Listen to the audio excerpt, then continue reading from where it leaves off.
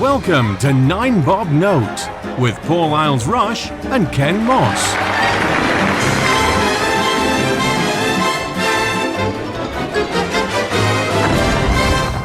Hello and welcome to 9 Bob Note. I'm Paul. And I'm Ken. We're back, Ken. It's been a while. It's been comfortably, I was going to say 6 months, it's near enough 9 since we last recorded. It was January when we last recorded here.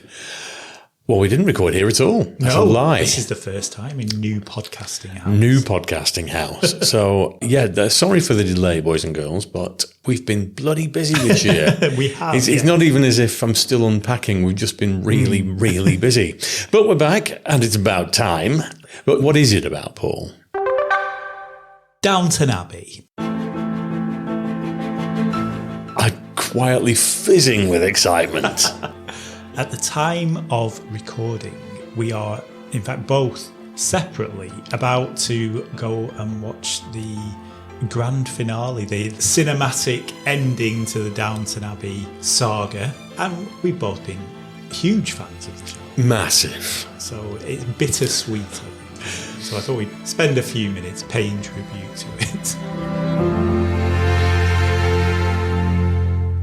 My introduction to Downton Abbey was pretty much at the start. I didn't watch it from the start. I was actually introduced by someone I was seeing at the time, and I'd heard about it, but it's one of those things, everybody's watching it, therefore it's going to be popular dross. How wrong was I? I think I came to it about 4 or 5 episodes in and very rapidly caught up, and I was hooked from the first series. I lived in a Victorian terraced house in those days, all those years ago, and now I live in a much bigger Victoria. But the whole area was very Downton-esque, so 5 minutes in any direction you were in deepest, darkest farmland, and there were country walks everywhere and tracks, and despite the fact that it looked like a real built-up terraced area, you were quite close to big manor houses and farmland. And I loved it, so I just basked in the whole thing, and I used to make a big deal of it every Sunday night. I'd light the fires and the candles and everything and watch it by candlelight and just try and get immersed in the Downton world. I know some people have described it as a sort of a soap opera. Maybe it is, but it's a very, very well-produced soap opera. Yeah, and one of the best things about it was just what you were saying. So almost like the ritual. It was autumn, the nights were drawing in, whatever you've been doing at the weekend. And I always remember we always took the time on a Sunday, we'd had our dinner or Sunday roast or whatever, and then sat down, glass of red wine, watching Downton Abbey. And it seemed like that went on for years and years. Obviously, it was only, 10 weeks of the year for 5. It wasn't even that. 8 weeks for... I can't remember when the last series was. I think it was 2017, 2018, something like that. Because there were a couple of years where there was no series and there was just a Christmas special. Yes. But they kept it going. There was always something new every year to watch. Producers of the day, take note. And it was, like you say, it was event television. And there's not a lot. I've got to be honest, there's nothing really. I know we bang on about Doctor Who, but I've been watching it in recent years just to hope that it gets better rather than because I'm absolutely gripped. Downton, I was genuinely, I think that was the last time I was gripped by a TV series. Yeah. And as you say, it has been accused of being a bit soapy by certain sort of the snob area of the of the medium. And I do remember my boss at the time, she absolutely hated it.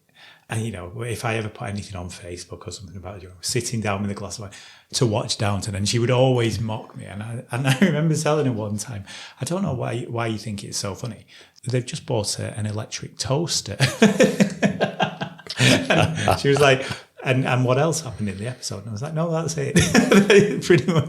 I don't know if it was a toaster, but it was an electric device for the kitchen. I'm pretty sure it was a toaster. But that was the main drama of the episode. But you were still fully invested in it. Well, there was one where the range got sooted up and they had to have cold cuts in the drawing room, and this was a major thing. But I think part of the allure of Downton Abbey is, it was done very well. I mean, they did not spare anything. There was no corners cut. It was done sympathetic to the era. Yes. Julian Fellowes, very good writer. I knew him actually primarily as an actor. I'd seen him in things like Monarch of the Glen. He was in one of the James Bonds as some civil servant or something. So I didn't realise he was this writer-producer. And he certainly was well connected. He got some big names to star in this thing. These were not your odd bit part actors off EastEnders. These were proper big names. Yes. Headed really by the dame herself, Maggie Smith. That was a coup and a half, that. Yeah. And it only seemed to get better and better as the series went on. You had Shirley MacLaine in there. Kiriti Kanawa, they managed to get... Yeah. Really? Random.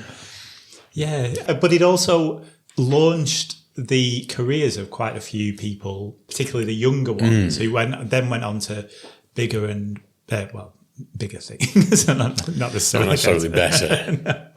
But I think it's just one of those things where it really made you want to live in that time. Yes. And although obviously they glamorized it and they didn't focus on the slightly horrible side of it, but the idea of coming in from a day, checking out the estates and then having to get changed for dinner and having to know what time it was so that you knew what you were going to be dressed in, but it didn't matter because you had someone to dress you. It's just, It was that, and it's what TV should be, escapism. There was there were moral stories, but they were very much a muted subtext. They weren't front and centre. Yeah. This week we're going to talk about stealing and how bad it is. And the impact it has on your victim. It was all in there.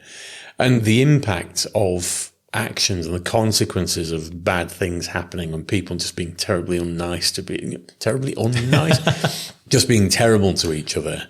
They were woven throughout the story, and it wasn't just, this is a bad thing that's happened, and oh, look, another bad thing. End credits roll, they all laugh. It wasn't. It ran through several. There was the rape storyline. Yeah. That ran through. I think that ran through a couple of series before that was fully wrapped up. But it was handled as if it was a real thing. It wasn't a TV drama rape. It was, you've got away with it, and I'm gonna come and I'm gonna get you, and I'm a strong, independent woman. There was none of that. It was the shattering of somebody, and then the shattering of a relationship that was rock solid before then, and the impact on them, and then the impact of finding that person and what happens to them, it just all went on. It rippled out. All right. There was a slight unbelievability at the closeness between the upstairs and the downstairs. We don't think of them as servants. They're more like friends. Yeah. That bit of historical realism, possibly. Yeah, but that kind of grew, because at the start it wasn't necessarily like that. No. And it kind of grew as we got to know the characters. They got to know each other as well. So you didn't really mind, and there wasn't very much of, well, it wasn't like that in real life. But like you say, there were some serious storylines and serious issues handled, but the rape one was a really good example, because that was something that it wasn't shown on screen, or anything like that. But because it had happened to someone that you genuinely cared about, that affected you more than if you'd actually seen it happen. And like you say, it followed the consequences. They covered other storylines. Like the time when they had the jazz musician, the black jazz musician. Black man? What is he? Get him out of my sight. Foreign devils, wallers, I don't know. But I guess the reaction of the characters to that character was very, very good, because the older characters were very much, what is this? Is this allowed? Is this? And it was the younger characters, the slightly more progressive ones, Sybil, rest in peace, who were saying, is this really what the world's like now? And so there was that kind of thing, but it wasn't hammered home to you. It wasn't like this week's episode is about racism. This is what I like. I mean, we've discussed this off mic about the casting of Downton Abbey. They've not gone down. Now, bear in mind, we've not seen the grand finale yet, so it could be a wash with colourblind casting. The ghost of Violet, played by Rusty Lee. But they've not gone down the diverse casting route. No. It's Yorkshire in the 1920s. It is white. There just weren't hordes of multiculturalism in Yorkshire villages in the 1920s. It just wasn't. And they've never touched on that. They've never done it.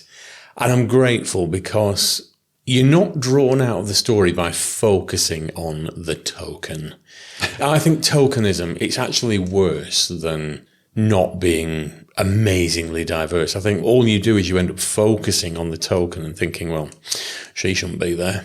That's not healthy. Rather than, like the black jazz singer, a lot of black jazz singers in that period, and there's a very good reason for it because they were bloody good at it. But the reaction to, particularly a member of the aristocracy, attempting to date a black man in the mid-1920s. Yeah, and the reactions were, I mean, they were probably more muted than they would have been in real life. Yes. But you got the gist.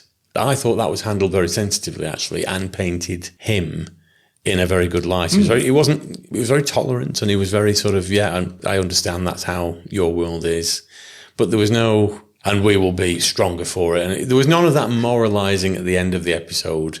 Yeah, your people and my people. Well, you need to educate yourself. There was none of that. It was all spoken in the actions that, yeah, the world needs to be a better place, and we know it does. And I think that's one of the good things, like you said at the start. That's what you want when you sit down on a Sunday night to watch. I'm not saying I want all of the programmes to have a fully white cast, but why not? This is Britain. Yeah, that's another episode. But it's nice to sit down and watch something that you don't have to think about, but you want to watch it. Yeah. A nice watch. But also, it followed the family and the Abbey through quite a period of change in society. I mean, I think it started when the day after the Titanic, yeah. And it's now in the 1920s at some point. I think at the end of the second movie, it was in 1929. Right. That was a good year. I can't imagine what's going to happen in the third movie. Yeah. Basically, we're all ruined. Oh, look, a dead relative that we'd never met left us £400 million. Thankfully, we're all saved. Oh, Robert. I know, Cora. Let's open a bottle of champagne and toast the servant. This thing writes itself. Yeah. Well, you've already seen it.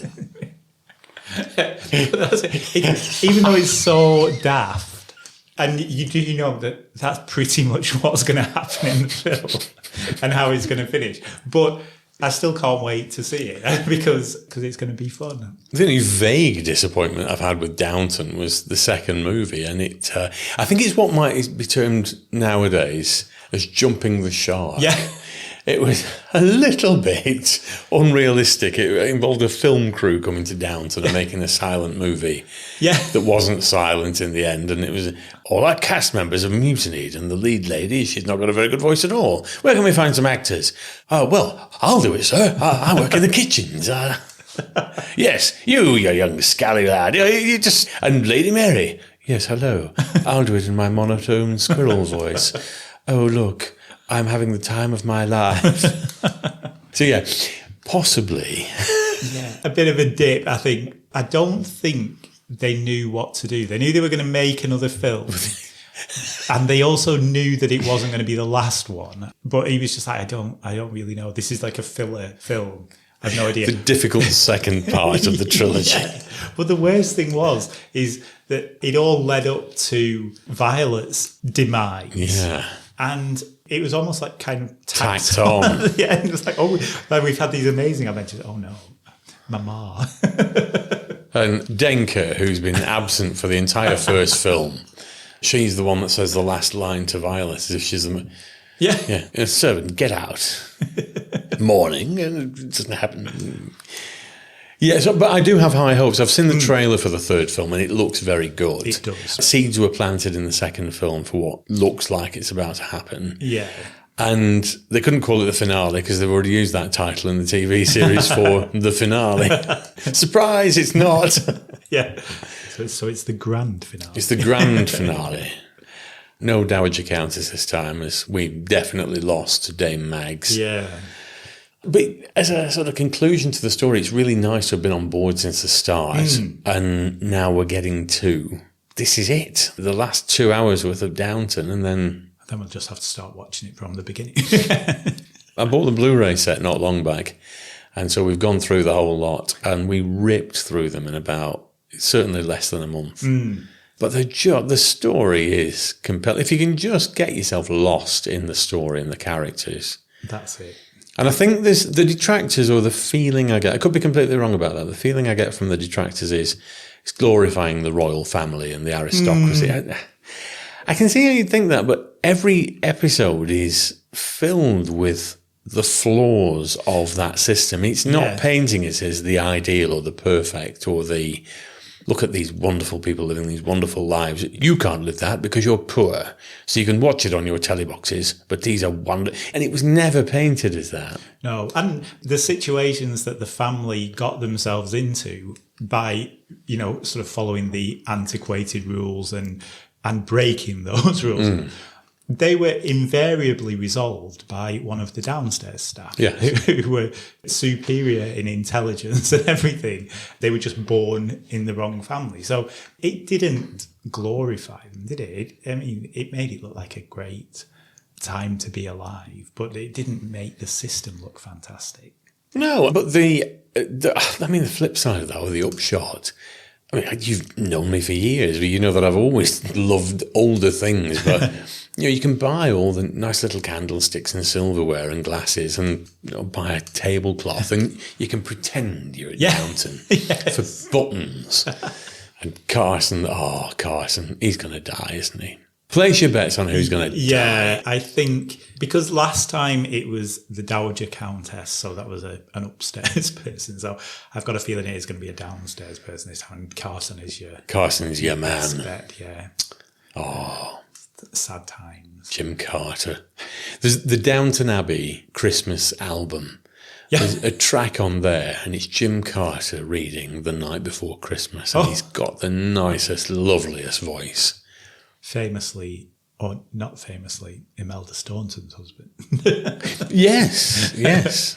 And what's her name? Mrs. Hughes is married to, what's his name? McNally. He was in Doctor Who. You will know him from Flux. He was the sort of bearded professor. Right, okay. God, what's his damn name? McNally. It's somebody McNally anyway, but he's been in everything for decades. And he's one of those bit part actors that's been in everything, but nobody knows who he is. Should we rate Downton in feather boas? Why, yes, let's. Well, I'll kick us off because we've had nothing but glowing things to say about it. And tomorrow night when we see the film, it is going to be happy because it's back, but incredibly sad because it's the last one. And the world is going to be a worse place for having no prospect of a new Downton Abbey. So I think it deserves 5 feather boas. 5 golden feather. I was going to say, considering you gave Neighbours 5, you couldn't really do anything else. Not that it's a great earth-shattering thing, but I'm going to give it 5 too, purely because it's been a lovely part of my life for the past 15 years. I really enjoyed it. Tomorrow night will be bittersweet. And yeah, as it stands, we've got nothing really to replace it. There's any number of things which are Game of Thrones-esque and take diabolical liberties with history, which really pulls you out of a story. I don't care how liberal you are. I'm sorry. Colourblind casting, that's on the list. It just pulls you out of a story. I want there to be something, a period piece that fills the Downton void. And I don't think we're going to get one anytime soon. Come on, The Crown prequel. They are talking about it. Oh, really? Sort of Victoria onward.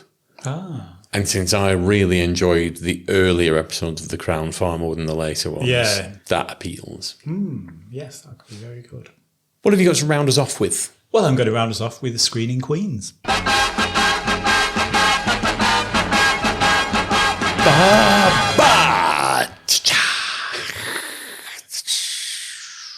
Wow. Oh, yes, it's getting worse.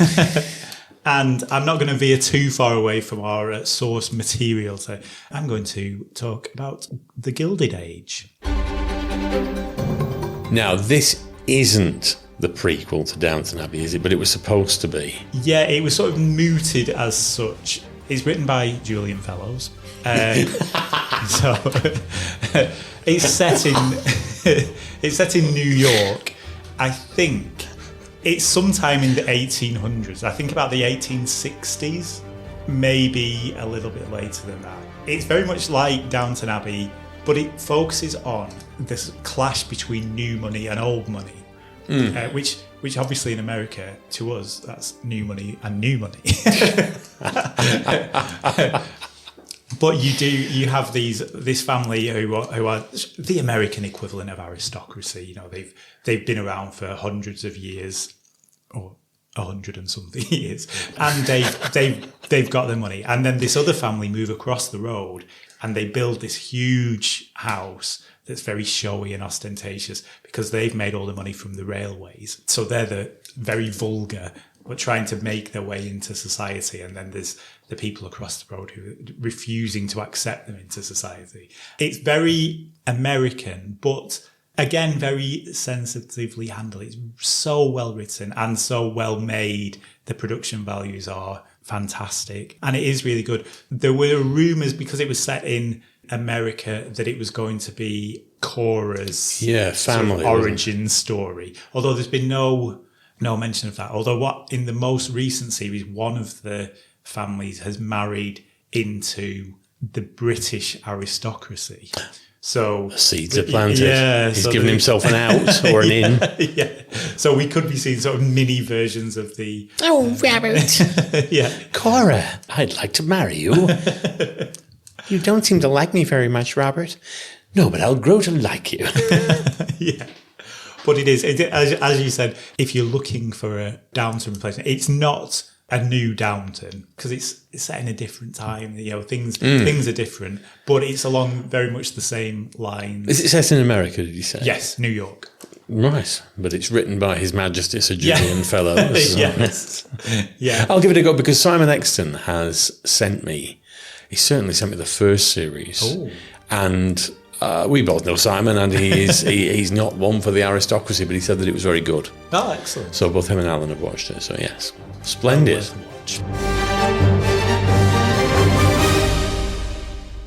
Just before we sign off, I'm going to give an honorary mention to the comic relief skit, Upstairs Downton Abbey. It's quite an old skit now because it was at the time when they tried to revive Upstairs Downstairs as a rival. Yeah, good luck with that. Yeah. But there are some very funny moments in it, particularly the bits with Simon Callow as Julian Fellows. From an Oscar-winning writer of something similar. I don't know really how I came to write this so brilliantly, apparently. Oscar. It's just a bit of silliness. Some poshes and their, I hate the word servants, downstairs friends. And then somehow it just happens as if by magic. One big poof and there it is on my telly. Jolly clever, really. Excellent. Well, on that light-hearted note, we'll call it a day. We'll go and prep our starched collars for tomorrow evening's showing of the film, and we'll be back very soon in a world without Downton. Oh, alas and alack. Goodbye, children. Farewell. Robert.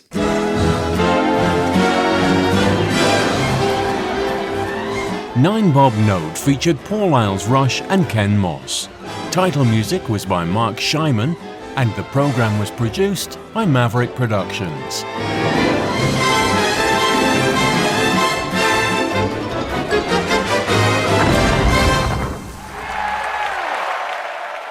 For more information, please visit maverickproductionsuk.blogspot.com or find us on social media.